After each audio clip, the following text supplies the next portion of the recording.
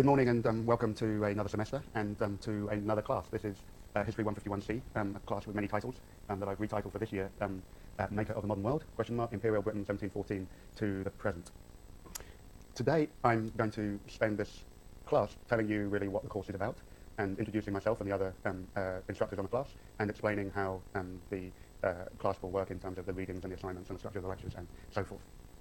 So let me begin by telling you what this class is about and what I'm trying to do. And I'm going to do that by asking the classic questions that historians often ask, questions such as when, where, what, and why. And I will begin with when was modern Britain?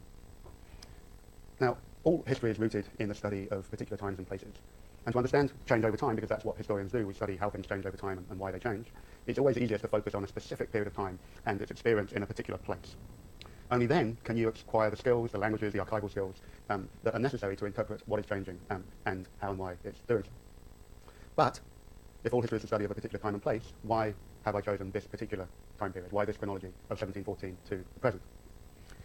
When a class begins and ends, when a history class begins and ends, it can be a pretty arbitrary choice. It can be determined by a number of factors. It can be determined by simply the length of a quarter, a term, or a semester, or it can be determined by the division of labour between colleagues. But it's also, a choice of chronology is also an interpretive act that is used to denote specific characteristics of a period of time. So, for instance, historians generally think of the historical past as being structured by the ancient period, the medieval period, the early modern, and the modern period. Many dates are chosen to begin to study, many dates are chosen to explain when it is that Britain becomes modern.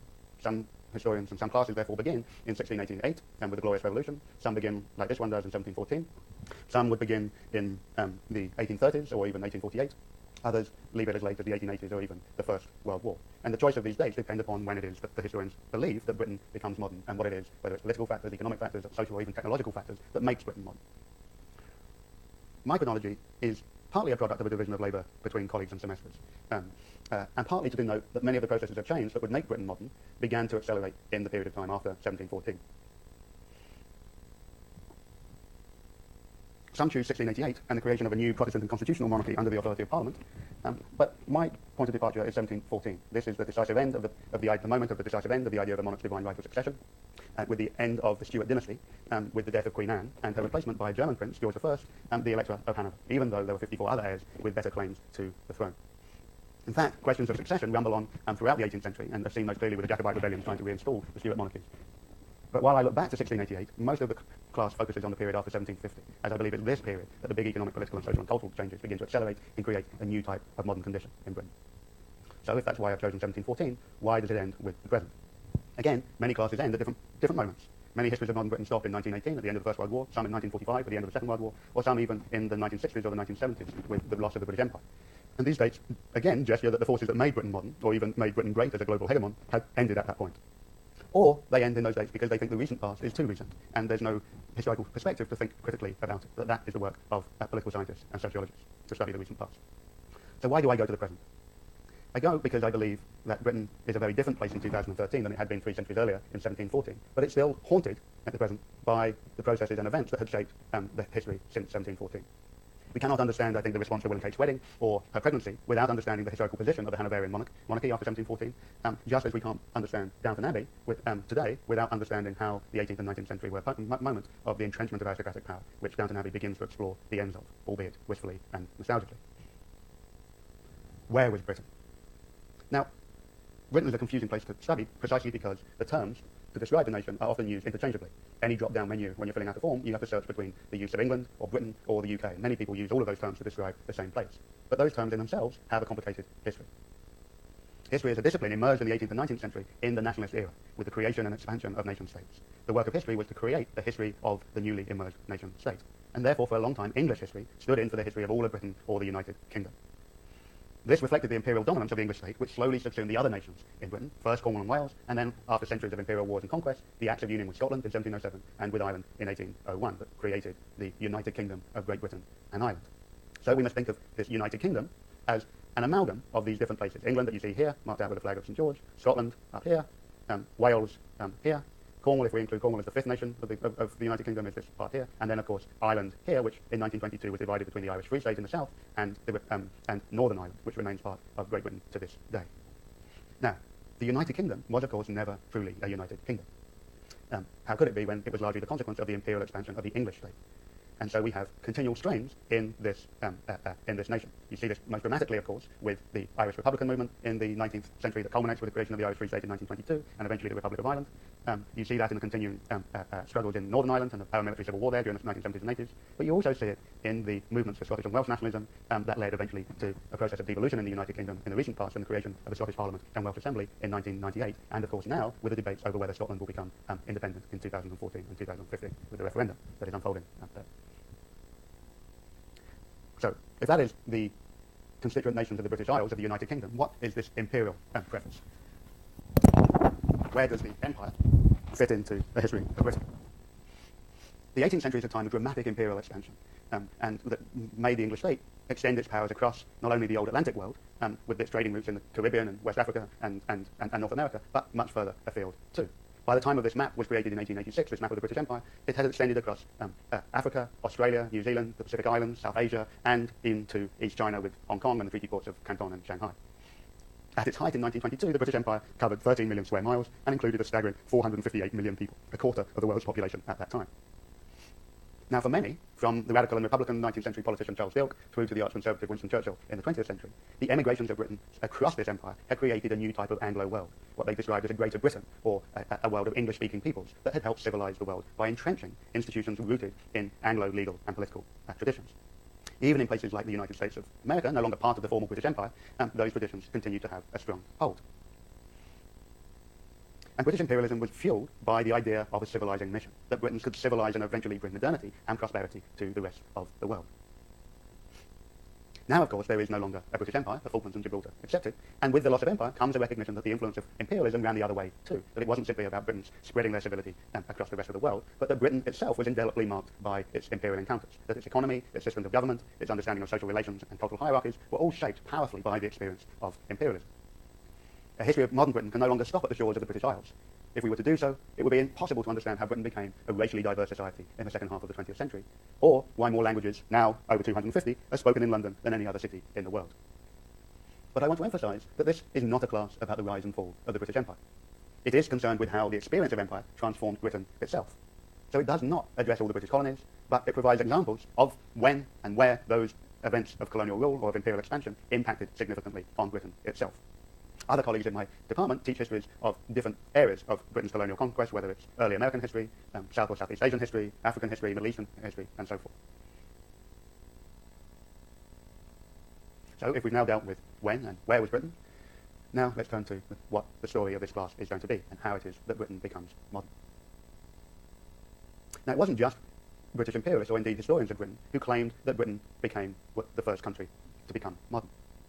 Many of the leading figures of social science, from Karl Marx to Jürgen Habermas, looked at Britain as having created key features of the modern condition, or the modern world that we still inhabit. They pointed to trends as diverse as the idea of the individual, sustained population growth, the form of the nuclear family, as well as to the emergence of capitalism and the Industrial Revolution, to the scientific revolution at the end of the 17th century and the idea of man's progressive mastery over nature, to the development of a new type of enlightened, secular, pluralist civil society, to the formation of a representative political system and a new type of bureaucratic state, to the process of urbanization and the structuring of society into distinct classes, and, of course, the creation of a new type of overseas empire based not on the expansion over land, but based around new technologies of naval and aerial power that allowed the reach of the empire to literally span the world. Now, even though we now recognize that there are other countries within and beyond Europe with a claim to having preceded Britain in some of these processes, none can claim arguably as many as Britain herself. The pace of change there was so dramatic that it produced a range of canonical social, political and economic theorists seeking to make sense of it, from John Locke to Adam Smith to Edmund Burke and Thomas Paine to Thomas Malthus to Karl Marx to John Stuart Mill to John Maynard Keynes and to Stuart Hall, the founder of cultural studies in the 1960s and 1970s.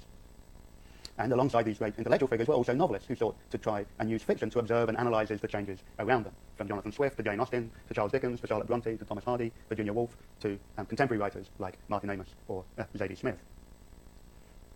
Now, up until the 1970s and 1980s, many believed that Britain's historical development was an exemplary model that all should follow, that it provided a pathway that other countries could follow to become modern.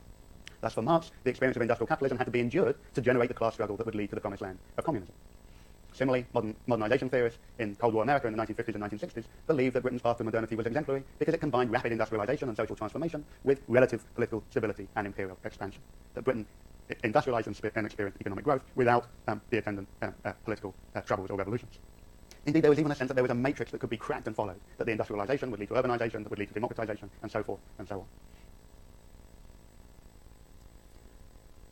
Since the 1970s, this view has been largely discredited, although it still lingers in particular places and among some historians. But generally, historians no longer go in for dramatic accounts of revolutionary changes, especially ones with the whiff of national self-congratulation or Euro-American triumphalism. Post-colonial critics, since the 1970s, have insisted that modernity doesn't only take a Western form, that the West were not a failed realization of the West, and that modernity could take any number of alternative and different regional forms. Modernity, they argued, was not a singular Western invention, but had multiple iterations across the globe at different moments. Moreover, social historians have argued that there was no great Big Bang process of change, that there wasn't these dramatic series of ruptures from the Industrial Revolution to secularization to democratization, that instead had been a long, drawn-out and uneven and incomplete affairs that happened over many centuries, not simply decades. So many now portray Britain as just another European ancient regime, stifled until the late 20th century by its ancient institutions like the monarchy, the aristocracy, and the established Anglican Church. This, in a sense, is part of the appeal of Downton Abbey, that it still captures the failing light of this ancient regime, slowly and begrudgingly adapting to maintain its social position. How then do we understand this seeming paradox between a nation that is described in one hand as an uber-modern place, the creator of the modern world, and yet now is also often projected as a deeply traditional society, one of the last of the old world's ancient regimes? I'm going to try and explain this paradox in this class by talking about what I describe as the rise, fall, and reinvention of liberalism. Now, what do I mean by liberalism? For us in Berkeley today, to be liberal is to think of oneself as open-minded, as well as to be socially and politically progressive. The liberalism that slowly emerged in the 18th and 19th century Britain was, I'm going to try and get clear to you, was a very distant cousin. Indeed, it took shape as a critique of Britain's economic and political structures, which it portrayed as characteristic of a backward-looking aristocratic ancient regime. But this liberalism was not the preserve of any one party or political movement, and in the 18th century was not even a coherent ideology. But it did, slowly during the course of the 19th century, become to be characterized by certain key beliefs: the idea of free trade and a free market, the idea of representative government and the rule of law, of individual self-improvement, and of a meritocratic social system that would bring prosperity and civilization to all who deserved it. Not to all, but to all who deserved it. Now, while liberalism reformed much of the ancient regime during the 19th century, it failed to deliver wealth and civilization to all at home, let alone to its many subjects across the British Empire, and it failed to keep Britain abreast with its new global competitors in the Americas and in Europe, as well as in East Asia. Although this laid the foundation for the growth of Britain's welfare state in the 20th century, the emergence of something called social democracy, that social democracy emerged embedded in the remnants of the ancient regime, liberalism, and the empire. In other words, we have a layering on top of the ancient regime begets forms of a liberal critique of it, and a new liberal system emerges, and social democracy is then enmeshed on the top of both of these previous systems and incarnations. This made social democracy an utterly inadequate political formation in Britain, and it was the criticisms of social democracy that leads to a reborn form of liberalism, or a reinvention of liberalism, what many critics now describe as neoliberalism, a neoliberalism that looks very different to 19th century liberalism, but nonetheless has become the common sense of our current age. So the history of modern Britain that I'm going to give you over the course of this semester is closer, I think, to a tragedy than a romance. Far from being a peaceable and stable kingdom, the ideal type of modernization theorists, Britain was riddled with conflict and violence, and the emergence of these new forms of liberalism that emerged in Britain and across its empire from the middle of the 18th century continued to be deeply conflicted and contested. Indeed, how this rise, fall, and reinvention of liberalism made modern Britain paradoxically a place of dramatic and contentious transformations, and yet associated with stability and continuity, is the central story of this class. Now, don't panic.